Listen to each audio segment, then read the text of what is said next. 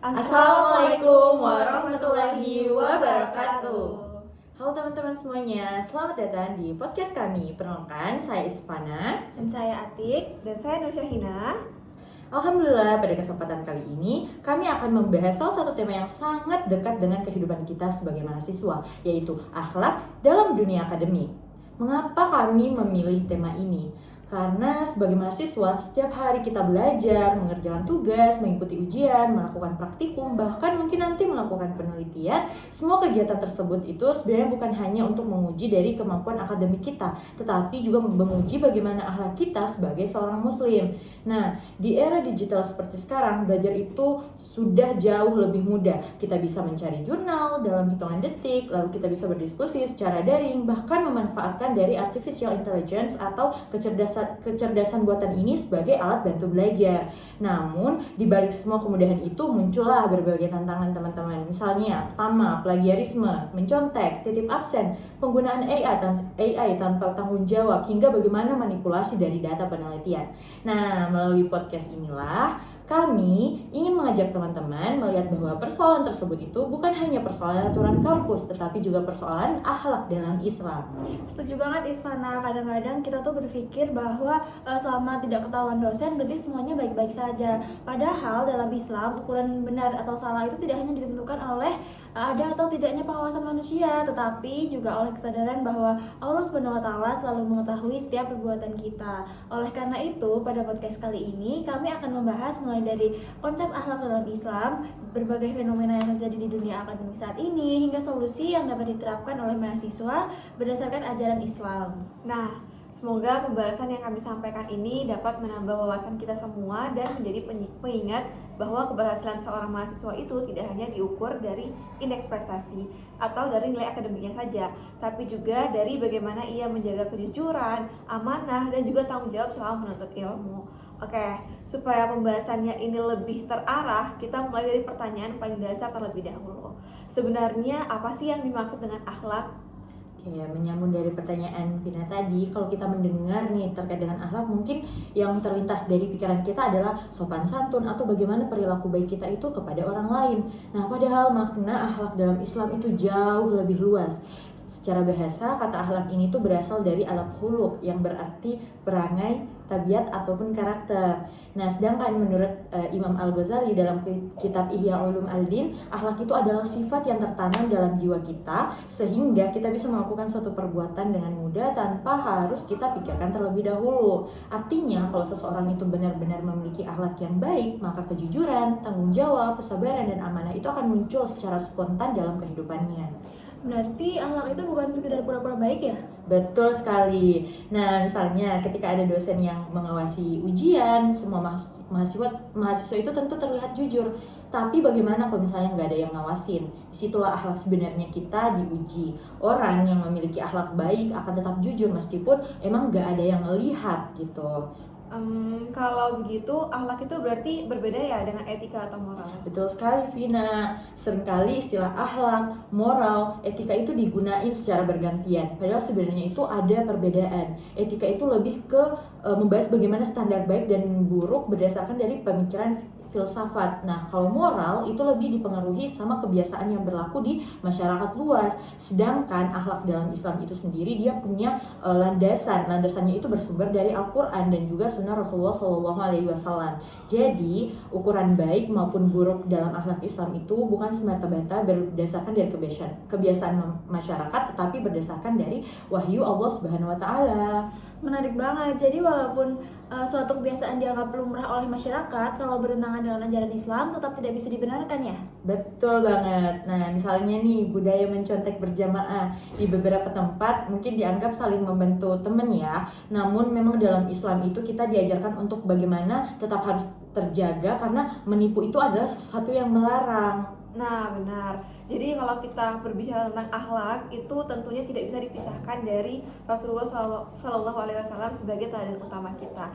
Nah, jadi Allah Subhanahu Wa Taala berfirman dalam surah Al-Qalam ayat 4, Bismillahirrahmanirrahim, wa innaka la'ala khuluqin azim, yang artinya dan sesungguhnya engkau benar-benar berbudi pekerti yang agung. Nah, jadi ayat ini menunjukkan bahwa Rasulullah Shallallahu Alaihi Wasallam memiliki akhlak yang sangat mulia dan menjadi contoh terbaik bagi seluruh umat Islam.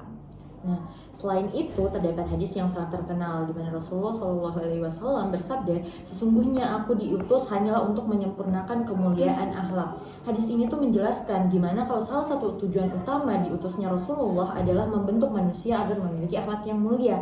Artinya, akhlak bukan sekedar pelengkap dalam Islam, namun merupakan inti dari kehidupan kita sebagai seorang Muslim. Kalau kita kaitkan dengan dunia akademik, berarti tujuan kita kuliah bukan hanya mengejar IPK yang tinggi kan? Betul banget teman-teman. Jadi dalam Islam, ilmu dan akhlak itu dua hal yang gak bisa dipisahin. Ilmu tanpa akhlak itu bisa disalahgunain. Sebaliknya, akhlak tanpa ilmu yang juga belum cukup itu memberikan manfaat yang maksimal kepada masyarakat.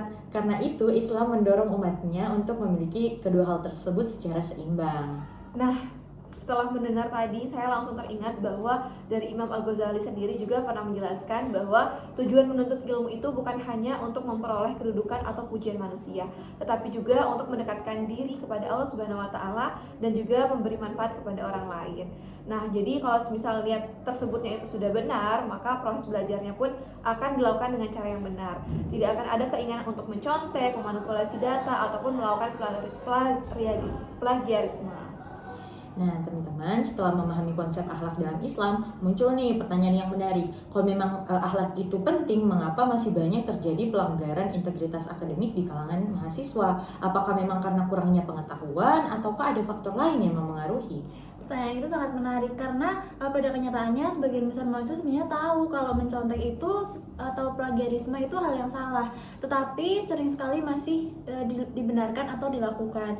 Nah, pada bagian berikutnya kita akan membahas bagaimana fenomena yang terjadi di dunia akademik saat ini, seperti faktor-faktor penyebabnya serta dampak bagi mahasiswa maupun masyarakat. Oke, nah jadi teman-teman tetap sama kami di sini karena setelah ini nanti kita akan masuk ke pembahasan yang lebih mendalam lagi mengenai berbagai tantangan akhlak dalam dunia akademik di era digital. Baik teman-teman, setelah kita membahas konsep akhlak dalam Islam, sekarang kita masuk ke pembahasan yang mungkin paling dekat dengan kehidupan kita sebagai mahasiswa, yaitu berbagai tantangan akhlak yang sering kita jumpai di lingkungan akademik. Kalau boleh jujur, hampir semua mahasiswa pasti pernah mendengar, melihat, atau bahkan tergoda melakukan tindakan yang sebenarnya bertentangan dengan integritas akademik. Pertanyaannya, mengapa hal tersebut bisa terjadi? Mari kita bahas satu persatu. Mungkin kita akan mulai dari fenomena yang paling sering dibahas, yaitu plagiarisme. Sebenarnya apa sih yang dimaksud dengan plagiarisme? Jadi, plagiarisme itu adalah tindakan yang mengambil atau menggunakan karya, ide, tulisan, atau hasil pemikiran orang lain tanpa memberikan pengakuan atau sitasi yang semestinya, sehingga seolah-olah karya tersebut adalah milik sendiri. Nah, dalam dunia akademik, plagiarisme termasuk pelanggaran etika yang serius karena bertentangan dengan prinsip kejujuran ilmiah. Seperti menurut Peraturan Menteri Pendidikan, Kebudayaan, Riset dan Teknologi Republik Indonesia Nomor 39 Tahun 2021 tentang integritas akademik dibangun atas nilai kejujuran, kepercayaan, keadilan, rasa hormat, tanggung jawab, dan keberanian moral. Plagiarisme merupakan salah satu bentuk pelanggaran terhadap prinsip-prinsip tersebut. Nah, kalau dipikir-pikir, mungkin ada mahasiswa yang menganggap bahwa plagiarisme itu hanya sekedar copy paste. Padahal dampaknya jauh lebih besar ya. Betul sekali. Plagiarisme tidak hanya merugikan penulis asli, tetapi juga merusak kualitas pendidikan. Mahasiswa yang terbiasa melakukan plagiarisme kehilangan kesempatan untuk melatih kemampuan berpikir kritis, menganalisis masalah, dan menyusun argumentasinya sendiri. Lebih jauh lagi, jika kebiasaan ini terus terbawa hingga dunia kerja, maka dapat menurunkan profesionalisme dari seseorang itu sendiri. Nah, selain plagiarisme, ada juga fenomena yang sering terjadi menjelang ujian, teman-teman. teman-teman, yaitu mencontek. Nah, kadang ini ada yang beranggapan yang penting nilainya bagus, padahal dalam Islam apakah cara seperti itu dibenarkan? Tentu tidak. Dalam Islam, kejujuran atau sidik merupakan salah satu akhlak yang sangat ditekankan. Rasulullah SAW bersabda, barang siapa menipu, maka ia bukan termasuk golongan kami. Nah, hadis ini menunjukkan bahwa segala bentuk kecurangan, termasuk mencontek, merupakan perilaku yang bertentangan dengan nilai-nilai Islam. Kalau kita renungkan, mencontek bukan hanya melanggar aturan kampus, tetapi mencontek juga merupakan bentuk ketidakjujuran kepada diri sendiri, kepada dosen, bahkan kepada Allah SWT. Nah, aku sangat setuju karena mahasiswa itu dia merasa berhasil kalau semisal mendapatkan nilai yang tinggi. Padahal nilai tersebut itu tidak hanya mencerminkan dari kemampuan yang sebenarnya. Nah, akibatnya ketika dia masuk ke dalam dunia kerja, ilmu yang dimiliki itu tidak sesuai dengan kompetensi yang dibutuhkan. Kalau kita kaitkan dengan profesi tenaga kesehatan misalnya, tentu hal ini bisa berdampak besar terhadap keselamatan pasien. Nah, benar banget. Berarti menjaga kejujuran selama kuliah memang sebenarnya merupakan bentuk tanggung jawab terhadap profesi kita di masa depan. Betul. Nah, tantangan berikut yang sedang banyak dibicarakan adalah penggunaan AI. Menurut kalian, apakah menggunakan AI itu diperbolehkan? Kalau dari menurutku sendiri, jawabannya tergantung dari bagaimana AI-nya itu digunakan sih. Karena kalau AI-nya, jadi AI itu dia bukan sesuatu yang haram atau yang otomatis salah. Justru dia itu teknologi yang dapat menjadi alat yang sangat membantu dari proses belajar. Misalnya untuk mencari referensi awal, dalam membantu memahami konsep yang sulit, terus juga dalam membuat ringkasan atau memberikan contoh soal. Nah, tapi masalah munculnya ini ketika AI-nya ini digunakan untuk menggantikan dari seluruh proses berpikir mahasiswa. Aku setuju banget karena banyak penelitian menjelaskan bahwa AI dapat meningkatkan efektivitas pembelajaran apabila digunakan secara bijak. Tapi jika mahasiswa hanya menyalin hasil AI tanpa memahami isi, tanpa melakukan verifikasi, bahkan tanpa mencantumkan bahwa AI digunakan sebagai alat bantu, maka hal tersebut dapat mengurangi integritas akademik. Jadi masalah utamanya bukan pada teknologinya, tetapi bagaimana cara penggunaannya. Berarti sebagai mahasiswa kita tetap harus bertanggung jawab setiap tugas yang kita kumpulkan. Nah, kalau memang menggunakan AI, hasilnya itu tetap harus kita validasi dan periksa kembali, kita pahami, kita sesuaikan dengan referensi ilmiah. Betul sekali. Selain AI, ada fenomena lain yang sering dianggap sepele, yaitu titip absen. Padahal kalau dipikir lebih dalam, titip absen juga merupakan bentuk ketidakjujuran. Mahasiswa memperoleh hak kehadiran meskipun sebenarnya tidak mengikuti proses pembelajaran. Kebiasaan kecil seperti ini lama-kelamaan dapat membentuk karakter yang kurang bertanggung jawab. Nah, aku jadi teringat dengan satu hal. Kadang orang itu berkata, cuma titip absen doang. Padahal dalam Islam, sekecil apapun bentuk ketidakjujuran itu tetap merupakan sesuatu yang harus dihindari. Karena akhlak itu dibangun dari kebiasaan kecil yang dilakukan setiap hari. Oke, selain itu ada juga masalah yang sering muncul kalau misalnya kita mengerjakan tugas kelompok. Misalnya hanya ada 1 atau 2 orang saja yang bekerja, sedangkan anggota lain itu hanya dicantumkan namanya. Menurut kalian apakah ini juga ada hubungannya dengan persoalan akhlak? Menurut saya iya, karena dalam Islam terdapat nilai amanah dan juga nilai tanggung jawab. Setiap anggota kelompok memiliki amanah yang harus dilaksanakan. Kalau seseorang tidak mengerjakan bagian yang menjadi tanggung jawabnya, tetapi tetap memperoleh nilai yang sama, maka hal tersebut bertentangan dengan prinsip keadilan dan amanah. Selain merugikan teman satu kelompok, kebiasaan tersebut juga dapat menumbuhkan sikap yang tidak bertanggung jawab dalam kehidupan profesional. Nah, menarik nih. Jadi kalau kita perhatikan, hampir semua persoalan tadi itu dia memiliki akar yang sama. Bukan hanya mahasiswanya itu tidak tahu mana yang benar dan juga mana yang salah, tetapi lebih karena adanya tekanan akademik, keinginan memperoleh nilai yang tinggi dengan cara yang instan, pengaruh lingkungan, kurangnya manajemen waktu, dan juga lemahnya pengendalian diri. Artinya, solusi terhadap masalah ini tuh tidak cukup hanya dengan memberikan sanksi. Yang lebih penting adalah membangun karakter dan juga akhlak mahasiswa sejak awal. Nah, setuju Vin, karena memang seseorang yang punya akhlak yang baik itu akan tetap memilih jalan yang benar meskipun memang gak ada yang mengawasi. Jadi sebaliknya, kalau kita memang hanya mengandalkan pengawasan, pelanggaran itu bisa tetap terjadi ketika kita itu punya kesempatan untuk melakukan hal tersebut. Nah, setelah kita mengetahui berbagai tantangan tersebut, muncul pertanyaan berikutnya, bagaimana sebenarnya Islam menawarkan solusi agar mahasiswa mampu menjaga integritas akademik di tengah perkembangan teknologi dan berbagai tekanan yang ada? Nah, pertanyaannya itu sangat menarik. Jadi pada bagian selanjutnya kita akan membahas terkait nilai-nilai akhlak yang dapat diterapkan dalam kehidupan akademik, mulai dari kejujuran, amanah, tanggung jawab, hingga bagaimana menggunakan teknologi seperti AI secara etis sesuai dengan ajaran Islam. Nah, teman-teman, jadi setelah kita membahas berbagai tantangan akhlak dalam dunia akademik, mulai dari plagiarisme, mencontek, titip absen, penyalahgunaan AI, hingga kurangnya tanggung jawab dalam tugas kelompok, sekarang kita masuk pada pertanyaan yang paling penting. Nah, bagaimana Islam itu menawarkan solusi terhadap persoalan-persoalan tersebut? Lalu menurut saya, solusi yang diberikan Islam itu tidak hanya berfokus pada aturan atau hukuman, tetapi dimulai dari pembentukan karakter seseorang. Ketika karakter seseorang itu sudah terbentuk dengan baik, maka perilakunya juga akan mencerminkan nilai-nilai yang baik. Saya setuju, kalau kita lihat hampir semua pelanggaran akademik berasal dari lemahnya pengendalian diri. Seseorang sebenarnya tahu bahwa mencontek itu salah, ia juga tahu bahwa plagiarisme itu melanggar aturan. Namun karena ingin memperoleh hasil secara instan, akhirnya ia mengabaikan nilai kejujuran. Artinya masalah utamanya bukan kurangnya pengetahuan, tetapi kurang kuatnya akhlak. Nah, benar banget nih, dalam Islam salah satu akhlak yang paling utama itu adalah sidik, yaitu kejujuran. Di mana Allah Subhanahu wa taala berfirman dalam Quran surah At-Taubah ayat 119, "Wahai orang-orang yang beriman, bertakwalah kepada Allah dan hendaklah kamu bersama orang-orang yang benar." Nah, ayat ini itu menunjukkan kalau misalnya kejujuran bukan hanya nilai sosial, tetapi merupakan bagian dari ketakwaan kita kepada Allah Subhanahu wa taala. Nah, kalau misalnya kita kaitkan dengan kehidupan akademik, maka mahasiswa yang jujur itu akan mengerjakan tugas berdasarkan dengan kemampuannya sendiri, tidak ada bantuan dari pihak lain, dan juga tidak melakukan plagiarisme serta tidak mencontek ketika ujian.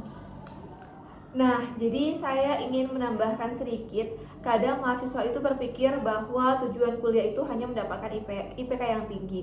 Padahal kalau kita melihat tujuan pendidikan dalam Islam, itu ilmu seharusnya menjadi jalan untuk mendekatkan diri kepada Allah dan juga memberikan manfaat bagi masyarakat.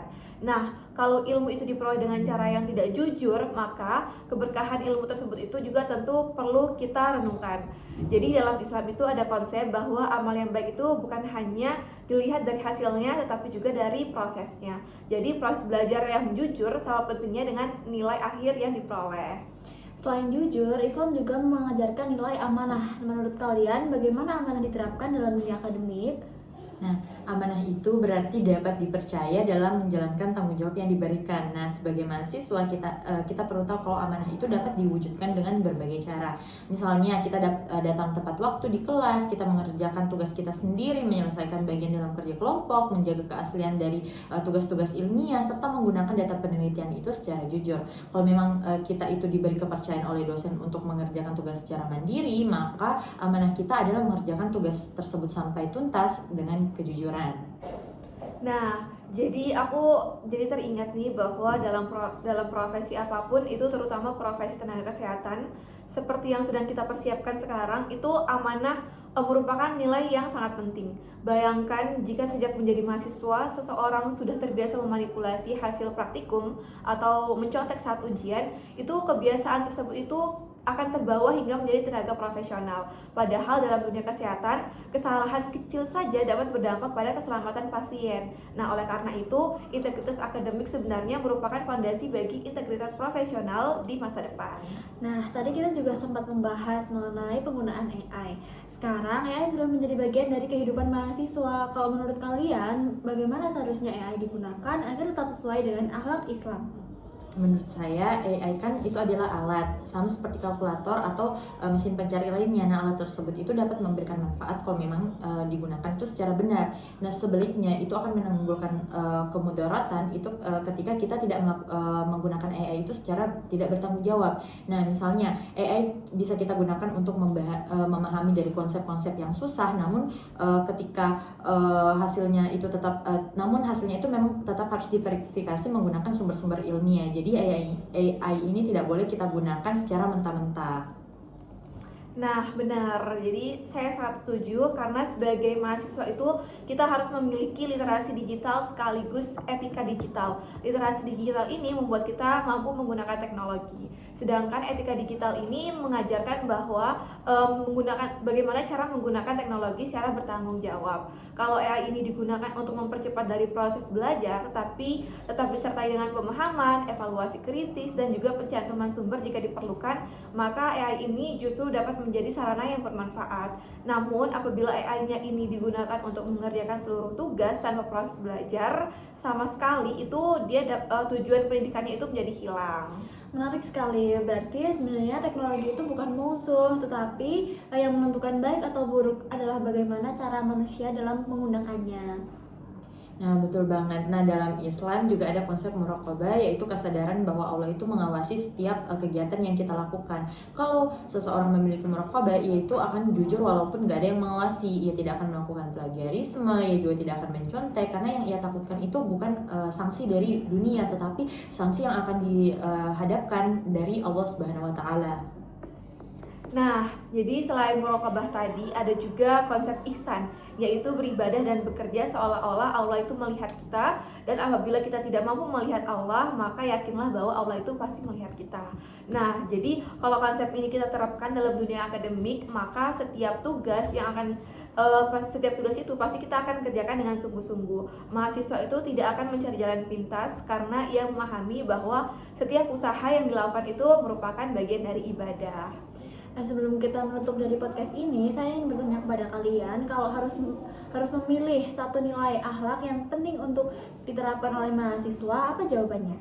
Kalau saya sendiri itu akan memilih kejujuran, karena memang kejujuran itu bisa menjadi dasar dari adanya sifat integritas dari seseorang. Jadi ketika seseorang jujur, ia itu tidak akan mencontek, tidak akan memanipulasi data, dan tidak akan melakukan plagiarisme. Nah, benar. Tapi kalau dari saya sendiri, saya akan memilih amanah, karena menjadi mahasiswa itu berarti menerima amanah untuk menuntut ilmu dengan sungguh-sungguh.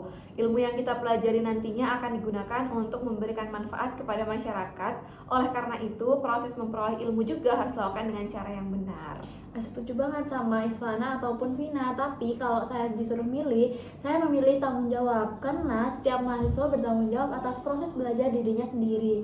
Jadi ketika kita tidak bisa terus bergantung kepada orang lain untuk mencapai jalan pintas, untuk mencari jalan pintas. Jadi kesuksesan sejati bukan hanya tentang memperoleh nilai yang tinggi, tetapi tentang bagaimana kita memperoleh nilai tersebut dengan cara yang halal, yang jujur, dan penuh tanggung jawab. Nah, dari seluruh pembahasan hari ini kita dapat menyimpulkan bahwa akhlak ini memiliki peran yang sangat penting dalam dunia akademik, karena dengan kemajuan teknologi itu juga memang memberikan banyak kemudahan, tapi tanpa adanya akhlak, teknologi ini justru disalahgunakan. Sebaliknya, ketika ilmu pengetahuan ini dipadukan dengan akhlak yang baik, maka akan lahir generasi yang tidak hanya cerdas secara intelektual, tetapi juga memiliki integritas moral dan spiritual. Sebagai mahasiswa, kita memiliki tanggung jawab untuk menjadikan nilai-nilai Islam sebagai pedoman dalam proses belajar. Kejujuran, amanah, tanggung jawab, disiplin, dan kesadaran bahwa Allah selalu mengawasi setiap perbuatan merupakan bekal penting dalam membangun budaya akademik yang sehat. Semoga setelah teman-teman mendengarkan podcast ini bisa menjadi refleksi untuk diri kita ke depannya, dan juga ini tuh bukan untuk menghakimi orang lain, tetapi untuk bagaimana kita memperbaiki cara kita belajar, bekerja sama, dan menjalankan dari kehidupan akademik. Karena pada akhirnya tujuan pendidikan itu bukan menghasilkan lulusan yang pintar, tapi juga manusia yang berakhlak mulia dan juga bisa bermanfaat kepada masyarakat luas. Nah, terima kasih kepada teman-teman yang telah menyimak podcast kami dari awal hingga akhir. Apabila terdapat kekurangan dalam penyampaian, kami mohon maaf. Semoga pembahasan ini dapat memberikan manfaat dan juga sebagai pengingat bagi kita semua untuk terus menjaga akhlak dalam kehidupan akademik. Wassalamualaikum warahmatullahi wabarakatuh.